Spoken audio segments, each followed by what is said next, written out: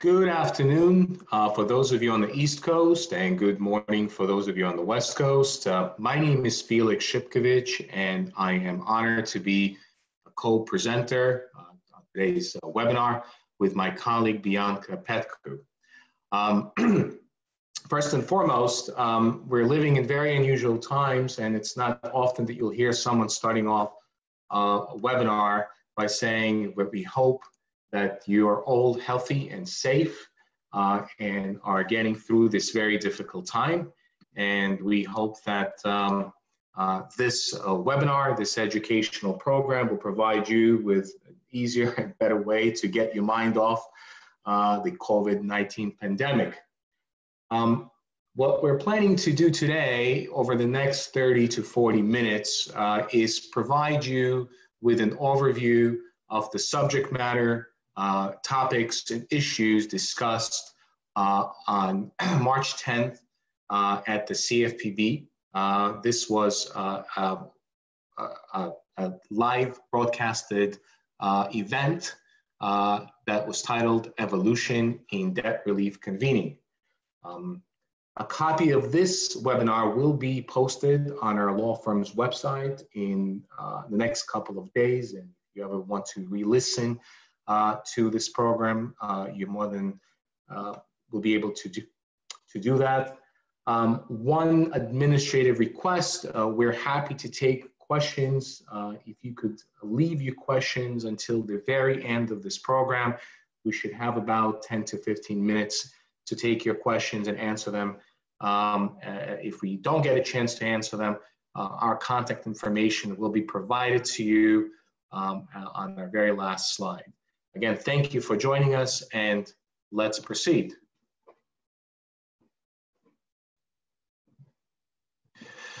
So as I mentioned about a minute ago, the event was broadcasted live on March 10th, 2020. The event originally was supposed to take place in person. The CFPB was very gracious to offer its offices in Washington, D.C., and to the best of my knowledge, they were willing and able to accommodate about 100, maybe 150 participants. Unfortunately, a few days before this event, as a result of the fast-growing pandemic in our country and the world, the CFPB switched to the live stream format, which was available for everyone to view in live mode, and is still available for you to watch today if you'd like to go back and replay the program. The program itself is over 6 hours long, and so hopefully over the next 30 or 40 minutes, we'll be able to provide you with as much information of what was discussed by the panelists at this fantastic event. I would like to give a very big kudos to the CFPB for hosting this event. It was in fact the first debt relief industry event that I can think of since the agency was established. In the past, the CFPB did a great job on hosting events in the debt collection space. However, it was fantastic and quite educational for the debt relief industry market participants, their attorneys, their accountants, and everyone who's interested in this space to view the live stream and see the issues that are very pertinent to this industry. Timing of this couldn't be better, right? The event was announced in early February, really just a couple of weeks before the CFPB had the live stream. As I already mentioned it was by RSVP only, and they were very excited to have market participants attend in person. The timing was almost on point because by February 2020, we're very rapidly approaching a $1 trillion mark in consumer credit card debt. $1 trillion, that's astonishing. In 2019, we obviously don't have yet the 2020 figures. I'd be delighted to see if anybody who is listening to this webinar has those figures, but the delinquency rate was just a little over 2.5%. Obviously, today on April 8th, 2020, we could probably imagine that the delinquency credit card rate is in the double digit and is growing at an astronomical rate. So the timing of this event couldn't be better to deal with the very important issues in the consumer debt relief space. A couple of other figures that I think important to point out. By February 2020, with the federal student loan debt reached almost $1.6 trillion. The private student loan debt reached almost $120 billion. Also quite significant numbers. And then another figure which is relevant to the time frame of all this is that at the time, or by the time this event was held last month, a third of Americans, working Americans, okay, had medical debt ranging from $500,000 to $150,000. And that also is a significant number considering that the US spends $3.5 trillion on healthcare. The timing couldn't be worse, right? Obviously, it would have been great for many of us who are listening to this webcast to attend this event in person, to meet and greet other individuals in the space, and to actually open a dialogue to the many issues that the debt relief industry is experiencing.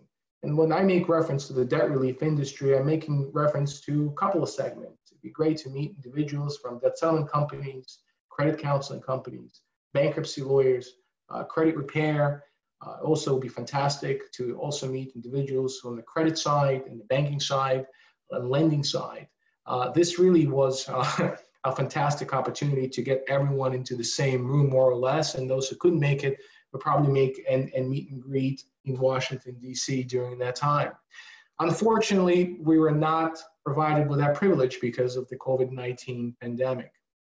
And as many of you know, and are living through this very difficult time, just 2 days later, we already had many states and cities announced throughout the country a shelter-in-place guidelines. So we just made it in time. If this event was held a few days later, it would have been very likely that the CFPB would have to postpone this event until a later date.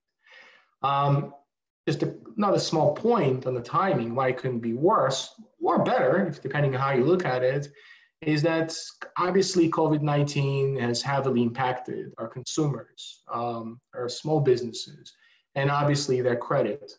And as a result, in the past couple of weeks, we have seen, discussing with our clients, that the creditors are actually a lot more understanding in dealing with debt relief companies. And prior to the pandemic. Interesting, another note to point out, somewhat related to this entire dialogue, is that the CARES Act had some relief for those who had filed for bankruptcy, particularly Chapter 13 bankruptcy, by allowing individuals to postpone the payments for a specific period of time. And also there was a slight definition of what, for Chapter 7, what constitutes income for the means test purpose calculation. So let's move forward to purpose and scope, right? So the title of the event, and I'll probably refer to the title of the event several times throughout my presentation. The title of the event was Evolutions in Consumer Debt Relief. So the question is, when the CFPB proposed this specific title in the agenda, and we'll talk about the agenda in a few minutes, was the audience for this specific program, were they mostly a B2B type of audience? Was it meant for businesses to get together and discuss and address and put forth the issues that are pertinent to the debt relief industry? Or was this really meant for the consumers? You could kind of look at it both ways. I mean, my take on it is, it would be very difficult for most consumers to really understand some of the issues discussed. Some they would, but some they wouldn't, just because the consumers may have had exposure to one of these multiple lines of industry segments, debt relief industry segments. So if they were exposed to credit counseling, they may not have had full understanding or knowledge of what the benefits or potential risks of being a part of that settlement program or bankruptcy program. So I think it was, my opinion, it was mostly geared towards a B2B type of audience. The venue was at the CFPB, and I already gave huge kudos at the beginning of my presentation to the CFPB of hosting this in Washington. The question that begs to be asked is, should this perhaps been done together with the Federal Trade Commission?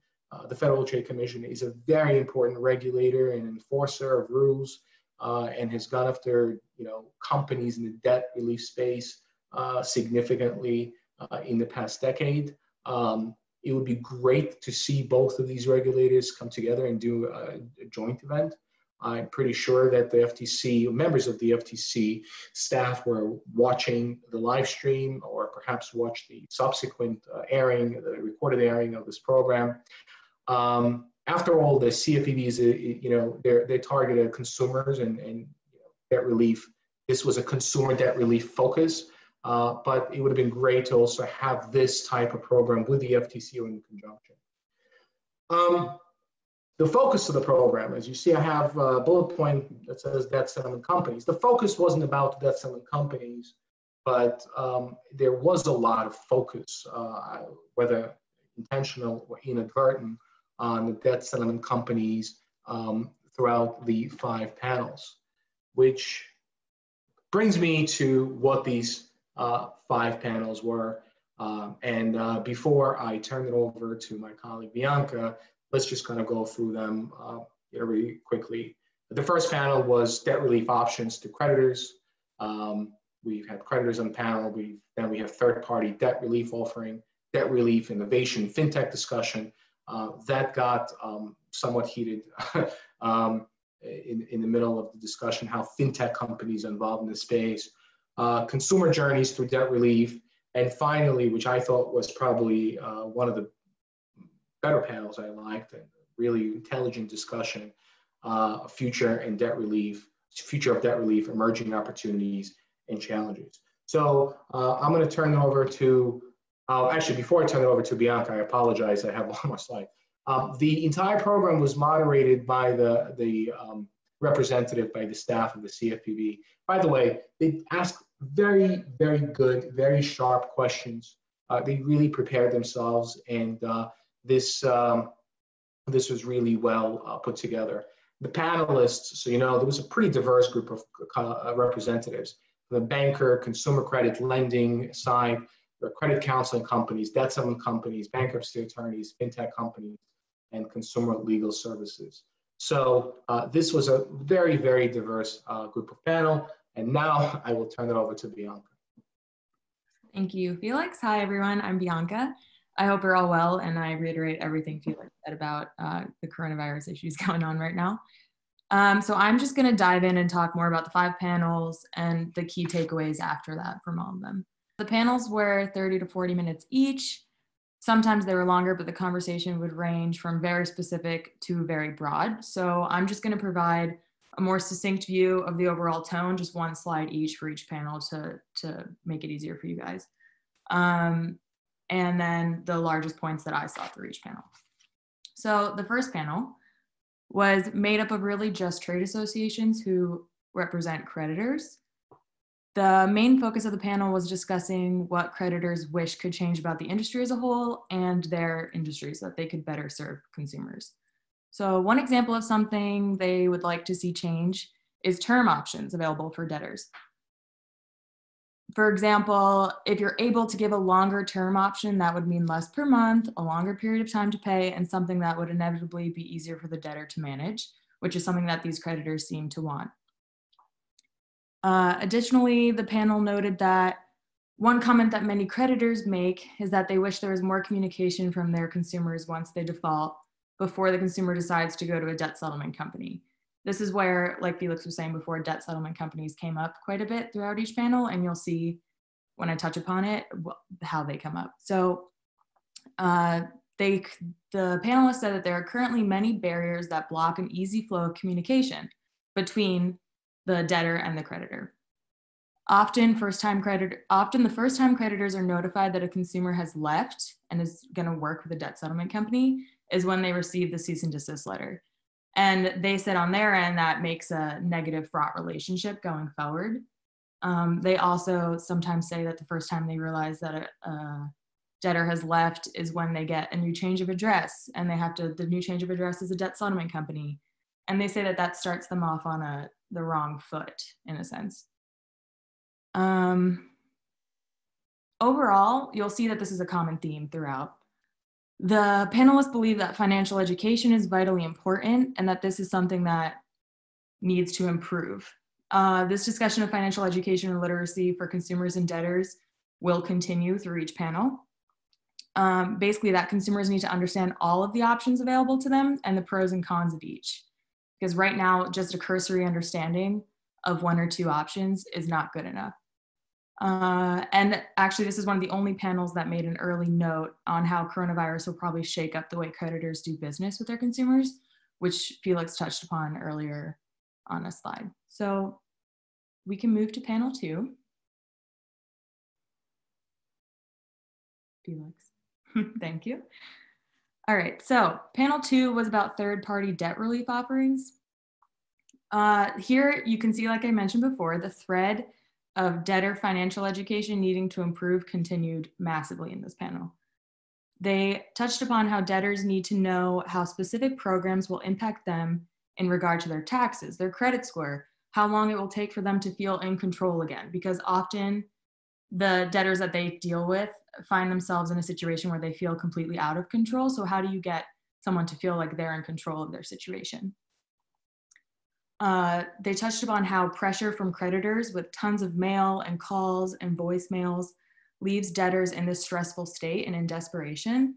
And this can then lead them to make rash decisions when feeling under pressure, which shopping while stressed or under stress was something that they said a lot, and that it's never good to shop under stress. So they're trying to find ways to mitigate that. So one way, they said, is there needs to be an increase of outside support when unexpected things happen in your life that might put you in debt so you don't spiral. So the next panel is going to talk about how they see themselves as this white knight that's helping debtors that feel like they're very overwhelmed and stressed. But this panel also agreed that every person that you're dealing with is going through something completely different from another person usually. So you need to take an empathetic approach when dealing with them. Also, something interesting was that often debtors will think directly to bankruptcy being their best option when it might not be. So it's imperative for them to have the financial literacy to know what all of their options are before picking a solution. And this is where industry harmony, which is something we'll discuss a little later, would be very helpful. On to the third panel. Hopefully I'm not going too quickly. I'll try to slow down a bit. So the third panel was, as Felix said, very interesting. So it was on debt relief, innovation, and fintech. So in regard to debt settlement companies being attacked, quote unquote, this panel was probably the largest culprit of that, I would say. The panel consisted of 4 fintech companies who see themselves as disruptors to the debt relief industry as a whole, but most specifically to the debt settlement companies. An innocuous question was asked by a moderator as to why each of these companies decide to get into the space. Why debt relief? Why disrupt this industry? And one response focused on how many tech companies, when deciding what their ethos will be, look for a villain, someone that they see as doing more harm than good. The same panelists then continued to say, if you have to look for a villain here, the villain is debt settlement companies. So that stuck out quite a bit. The goal of these companies, they say, is to move debtors away from an environment that doesn't have the debtor's best interest at heart, which you can see that white knight thing that I was talking about before. They want to show that debt settlement companies aren't the only option for people struggling with debt. This white knight tone from the panel on how they're disrupting the industry in an empathetic way was basically a thread throughout by each panelist. It wasn't just one or two. Additionally, they received some questions from the CFPB on funding and how they separate what their VCs want as returns when they invest in fintech companies, which I'm sure you guys know is usually they want high returns. So they made it a point to look for social impact investors, they say, ones who understand the nature of this debt relief industry rather than looking for investors who are focused solely on returns. So they tout that most of their investors are these social impact investors. But as I said before, They believe that consumer literacy, financial education is key, but also this understanding that each consumer has a unique life and set of problems, and you can't just use one formula for each person. It has to be very tailored and empathetic to the person's specific problems.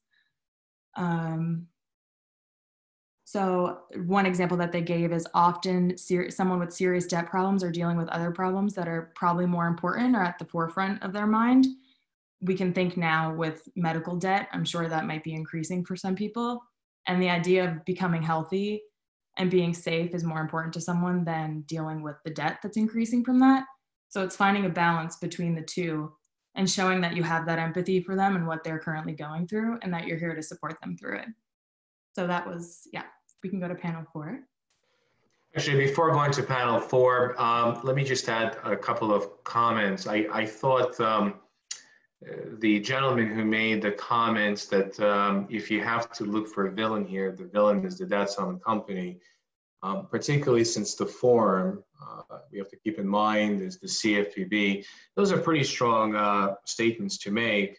Obviously, the forum was to open an educated, the forum was provided to have an educated and clear discussion about the issues, good and bad issues in the debt settlement space, right? So that at the end of the day, the ultimate beneficiary who can get the benefit of the proper debt relief program that's suitable for that consumer really should be getting the benefit. To come out and say those strong words is quite egregious in my opinion. And what we did, Bianca and I, we actually went and we looked at the website of this specific company and fintech company, without mentioning names. And we thought that when they have a comparison of their services versus the debt settlement company services, just really we're not representative of the debt settlement industry, particularly since my firm does a quite substantial amount of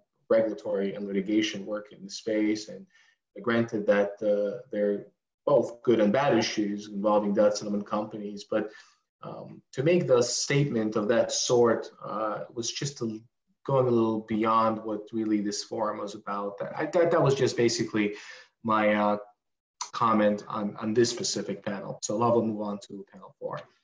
Okay. So panel 4 was about consumer journeys through debt relief.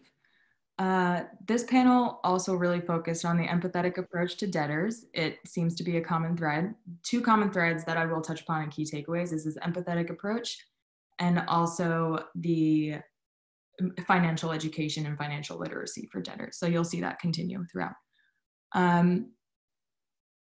Here, the panelists also discussed marketing for the first time and how often marketing can create more problems for debtors rather than solutions. This also ties into promoting financial literacy and education so that the debtors who are going through this can weed through some of the noise in marketing, because we all know some marketing is good and some marketing is bad.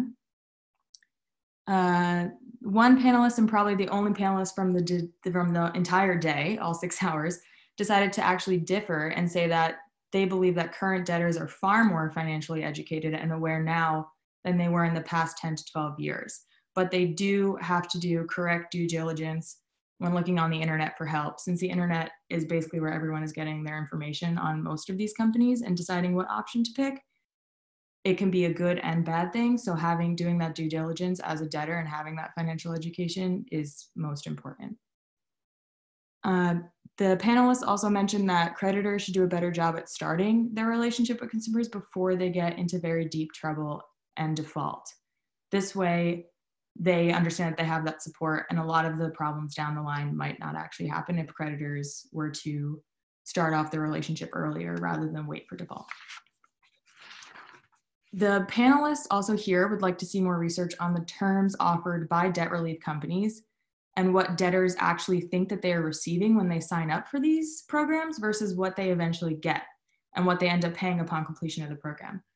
They said that there isn't that big of an aggregate of data that shows all of this in this journey that most debtors go through. So seeing those numbers and seeing the difference between the industry might help create some harmony within the industry and might help evolve the industry in a way that would be beneficial to all players.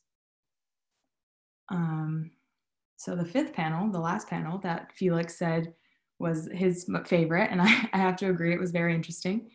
The future of debt relief, emerging opportunities and challenges. So here, another buzzword but keyword that everyone used was transparency from all players. Everyone in the industry is critical, meaning opening the process to debtors so that they can understand what will happen during debt settlement and debt relief, during credit counseling, during any option that you pick, bankruptcy, etc. Debtors should understand what they're signing up for in a program and what it actually entails rather than assuming what they think the program will be like.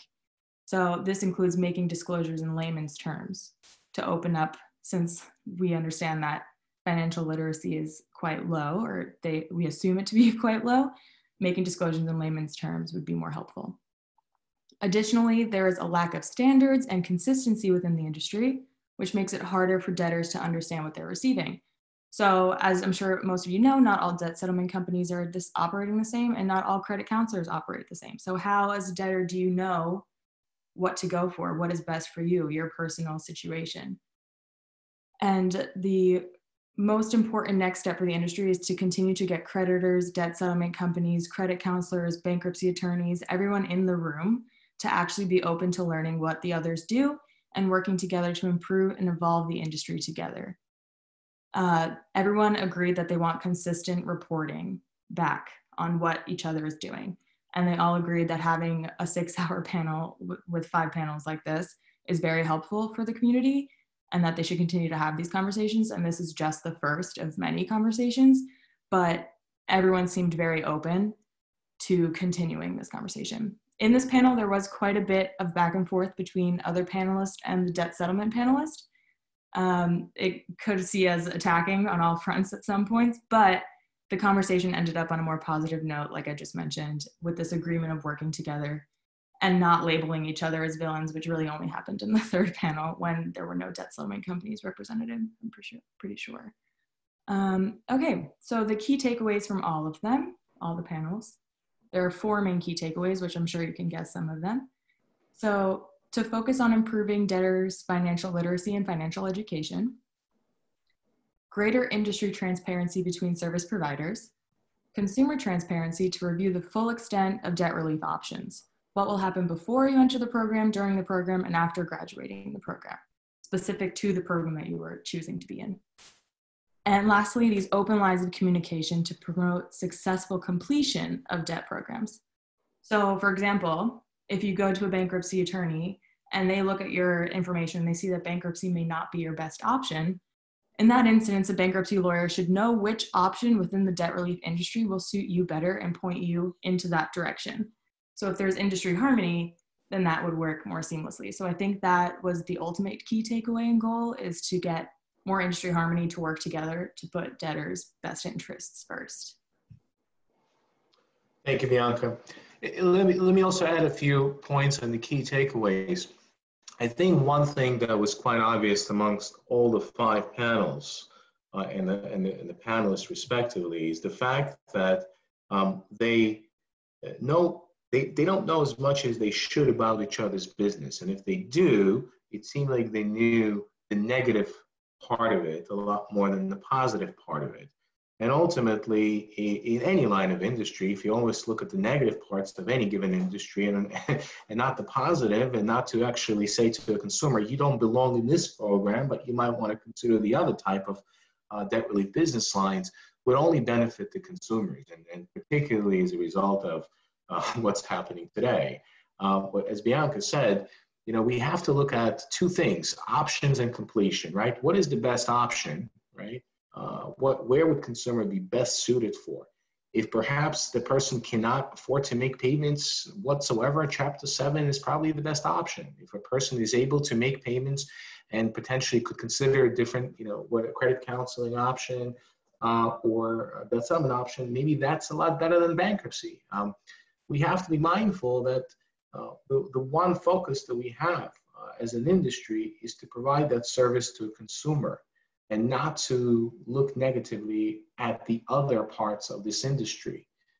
That is why, as I mentioned earlier, I thought it was quite egregious for calling debt settlement companies the villains here. And that's the type of attitude that wouldn't help debt relief industry as a whole, whether you're doing consumer bankruptcy cases or credit counseling, or whether you're offering loans, consumer loans. You need to be able to see how and where the consumer would best benefit from your program.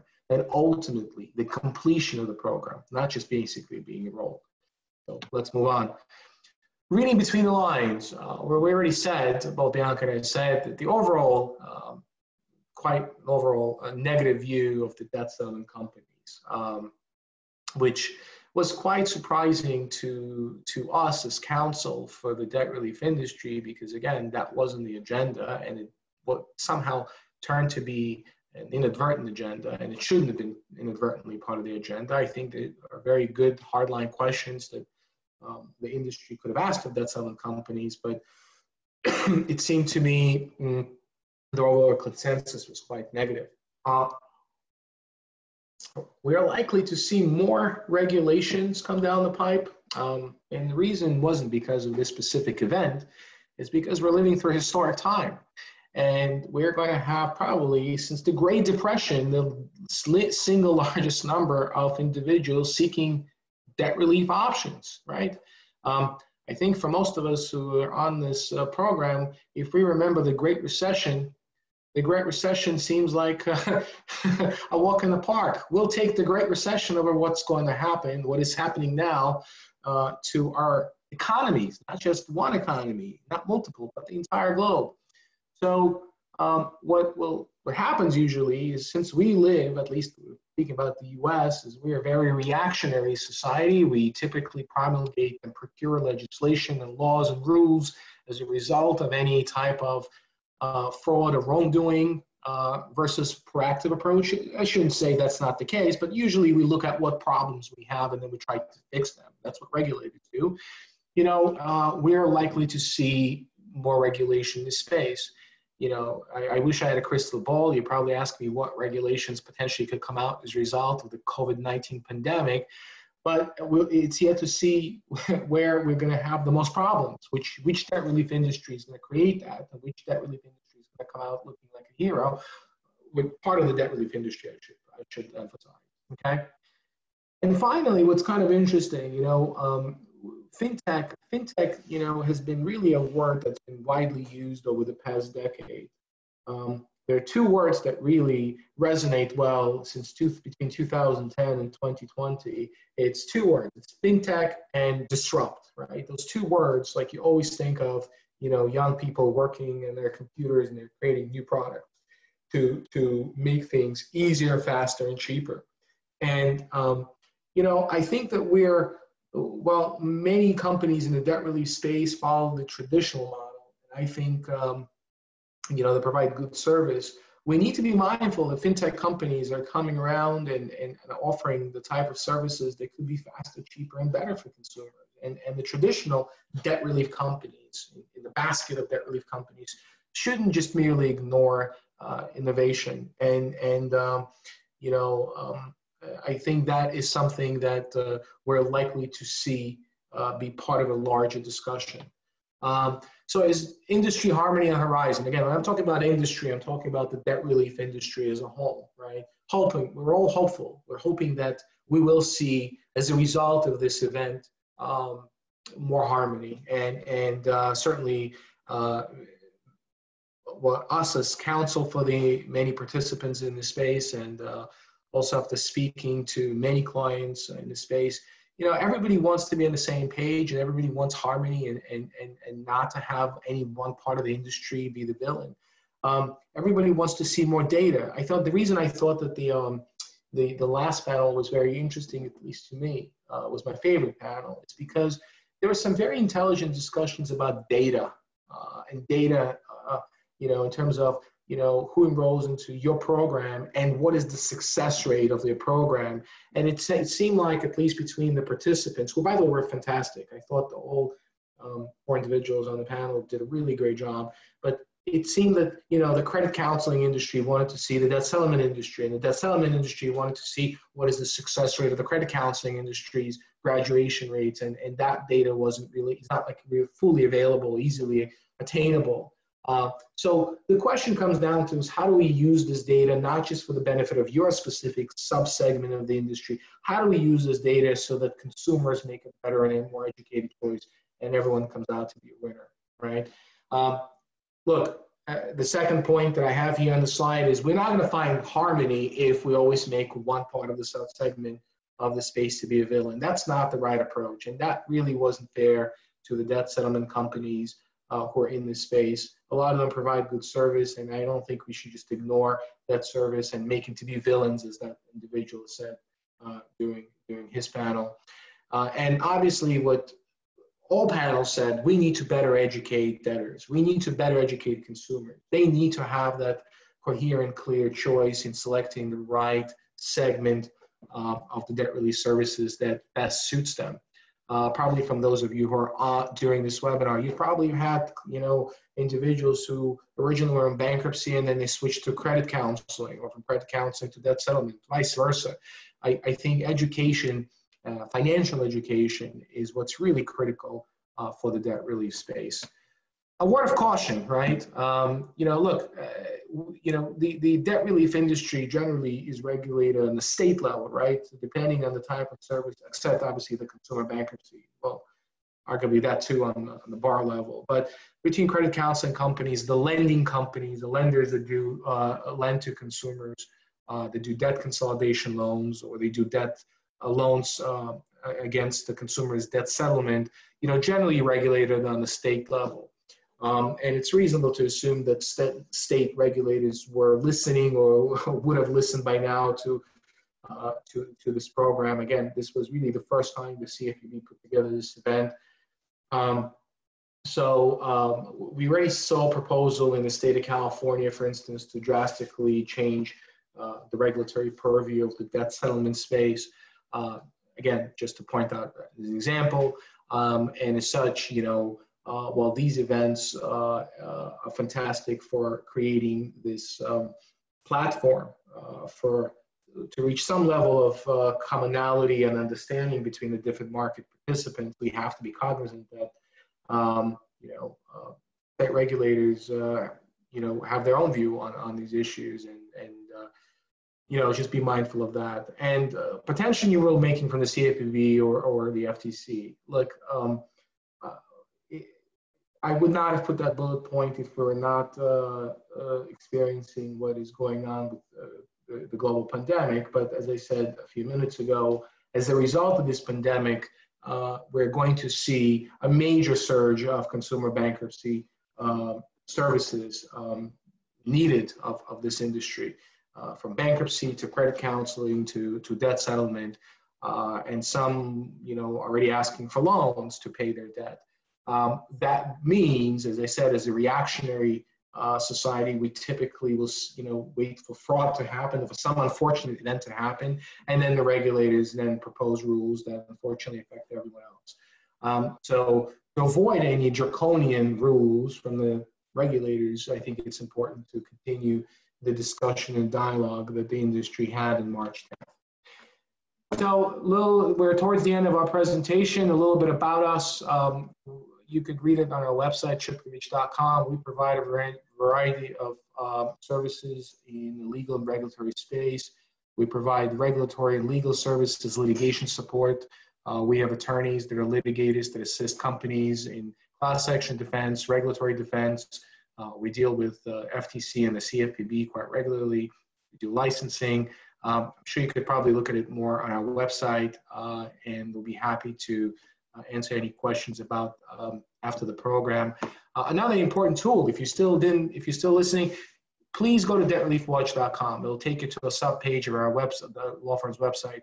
It's a curated website that contains daily news and information, not just legal, by the way, all news and information that is pertinent to the debt relief industry. So for instance, if you click on debtreliefwatch.com now, you might find articles about credit card debt, delinquency, credit card delinquencies, medical debt. Essentially, we curate the site on a daily basis to to see what is kind of a one-stop shop for the debt relief industry to get information on news. And plus, you essentially have everything that's relevant to the debt relief space automatically from both the FTC, CFPB, and on the state side.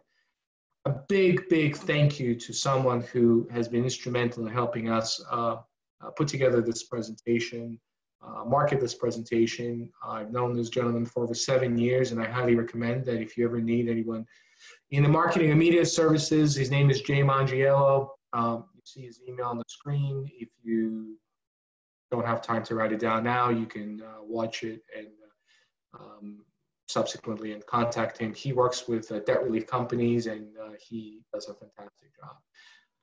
And thank you. This was great. Thank you, Bianca. Thank you, everyone, for joining us.